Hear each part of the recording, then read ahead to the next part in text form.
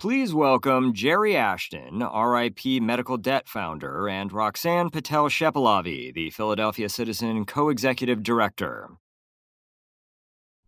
So to start, I just want to reiterate something I said when I was introducing this to our audience.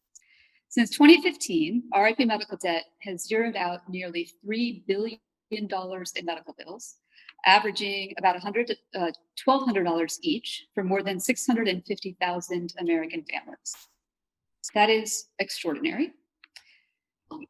Jerry, you and your co-founder, Craig and Tico, spent decades working as bill collectors, right? Buying up debt from doctors' offices and then recovering that money from patients.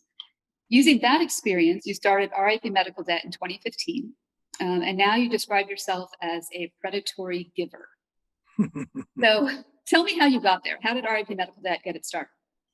Well, first of all, thank you so much, Roxanne, and thank your newspaper for featuring and helping promote the work that we're doing with you folks there in abolishing medical debt. And indeed, we're slated, thanks to your generosity, to abolish $2.5 million worth of medical debt right in your hometown.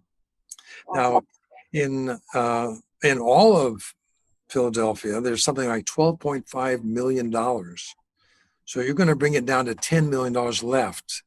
And in all of Pennsylvania, there's something like 20 million.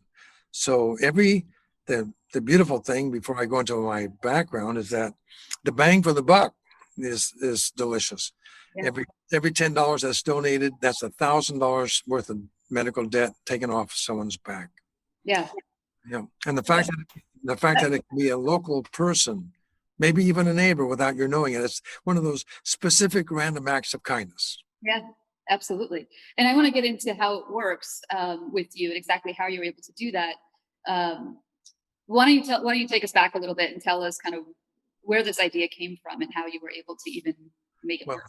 Well, speaking of stealing ideas, I'm very offended by the fact that people would do that.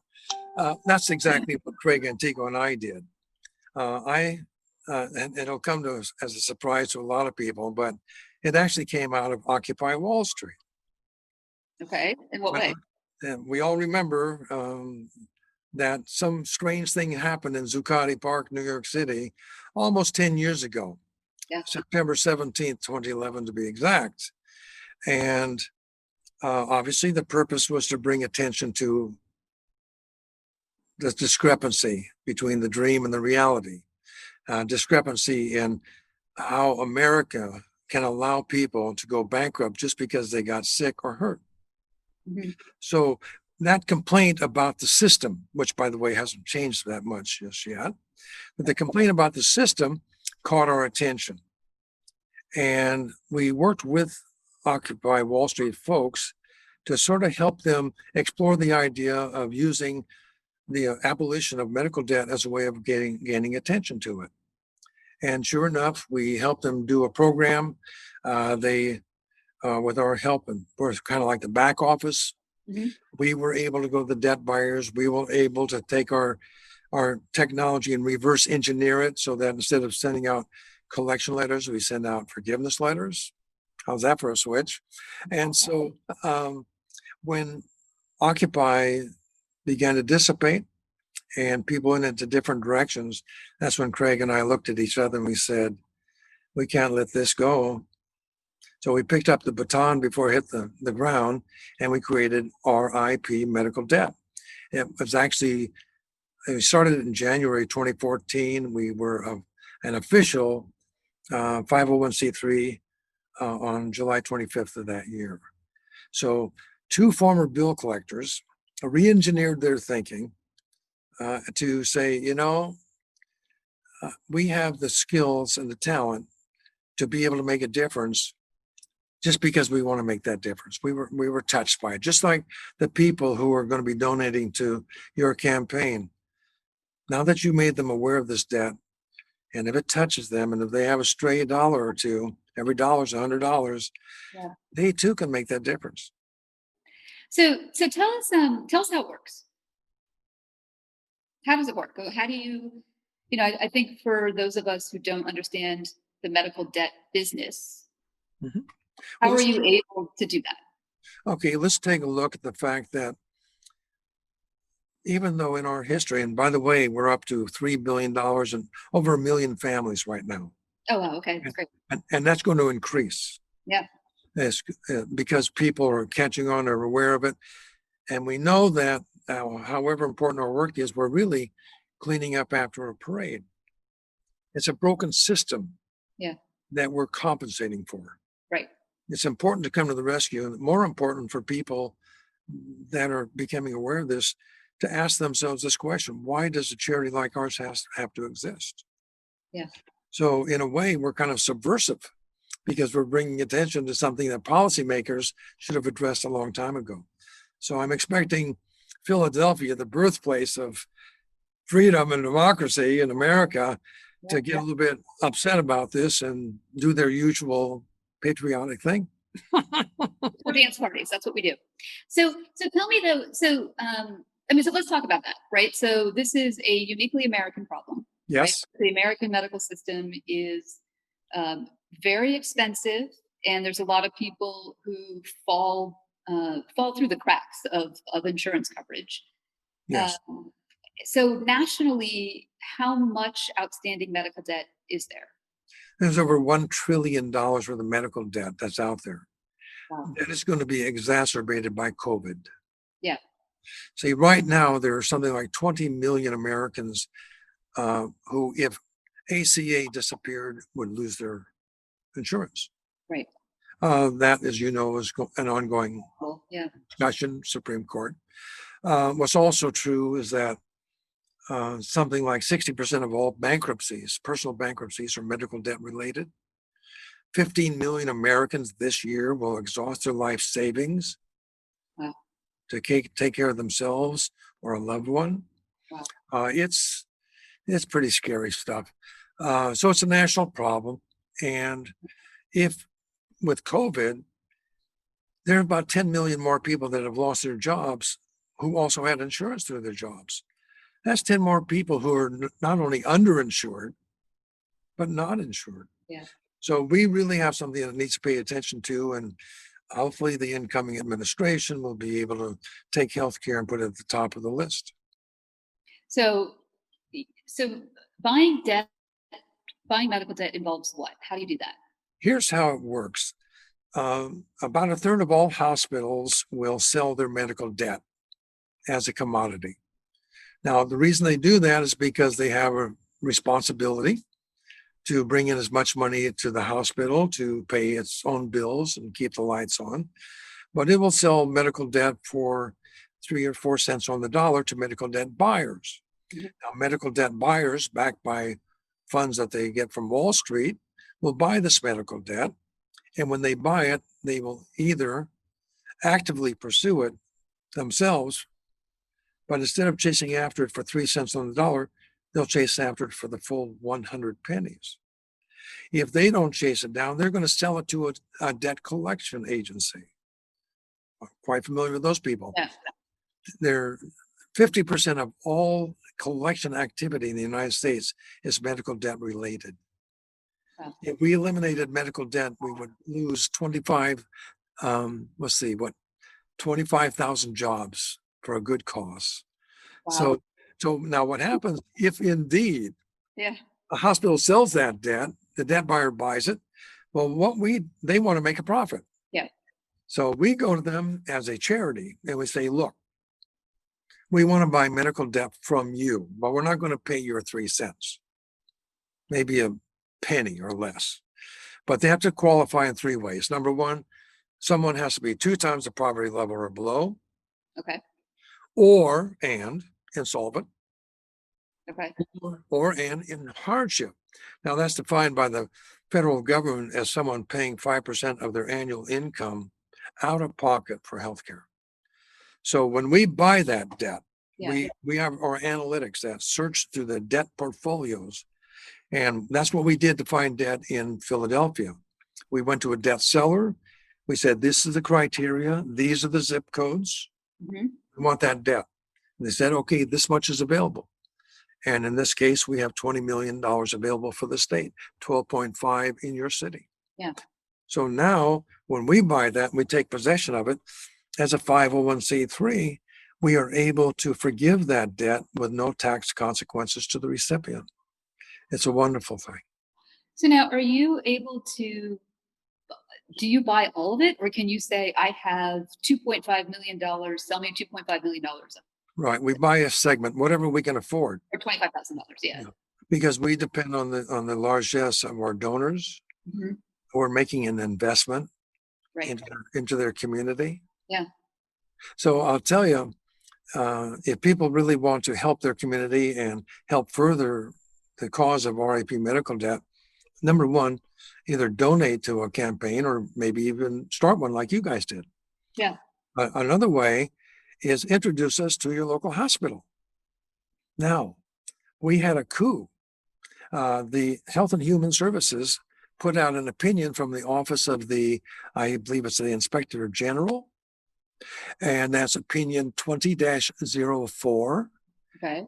which allows hospitals, if they choose to do so, to either donate their uncollectible debt to us or sell it to us at market rate.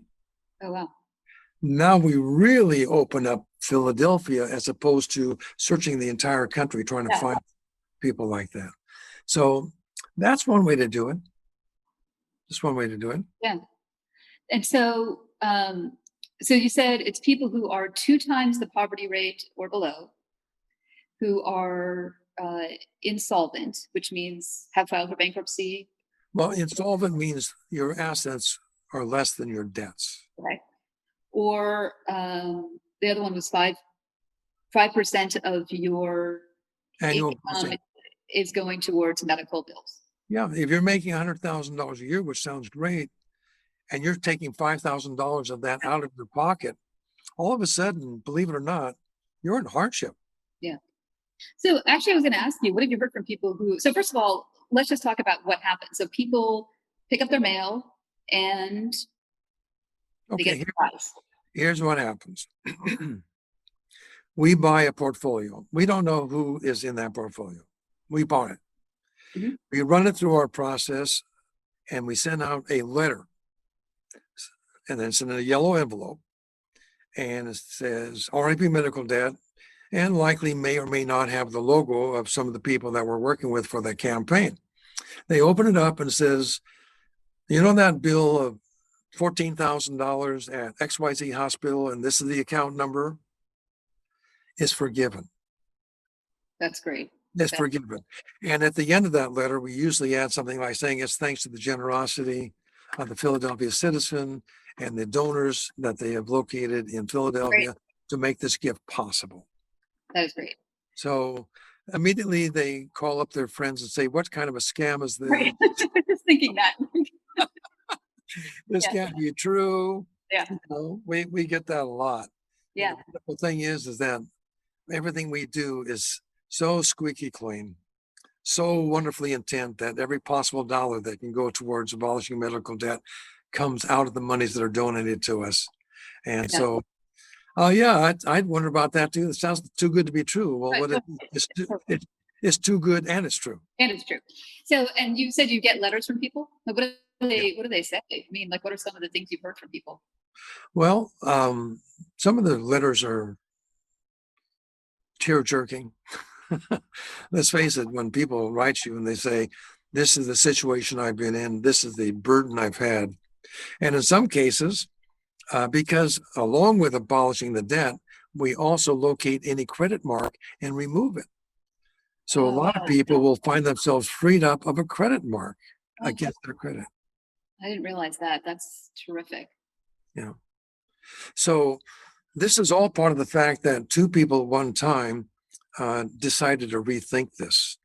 Now, just quite recently, I retired from active employment with RIP medical debt to retire to the board to continue to do things like this. And it also led me to, it's in process now, it's being developed, it should be interesting. I'm going to have a website called Let's Rethink This. Okay. Let's rethink this. Tell me what in America doesn't need rethinking. Oh, yes. Good. Politics, race relations, Yes. media. I Yes. mean, go down the list. Yes. So I'm extrapolating from what we've learned at RIP Medical Debt to take that into a larger picture that says there are change makers. And somehow or another they appear and we don't know why. But as using myself as my own best example, I walked into Occupy Wall Street as a debt collector. Yeah. I walked out of Occupy Wall Street as a debt forgiver. That's right. Now, how in the world did that happen? Yeah. And there are wonderful stories like that. Stories more than likely you are familiar with in your own community, your own experience, where there's a 180 in thinking that this isn't working. Now, am I going to do something about it? So stay tuned. That's what the citizen is all about. That's what the citizen is all about, is finding those people who are finding innovative solutions to problems that have existed for a long time. That will be its purpose. Yeah, that's great. Do you know of any good reporters that could help us with that? I might. You could read The Citizen and find all sorts of examples of what you're talking about, actually. Yes. That is what we do. So what's the biggest campaign that you posted? Do you know? Biggest campaign. Wow. The biggest campaign would have been from a single donor who donated $1.2 million. Wow. Imagine that. That's incredible. And that was 2 Christmases ago.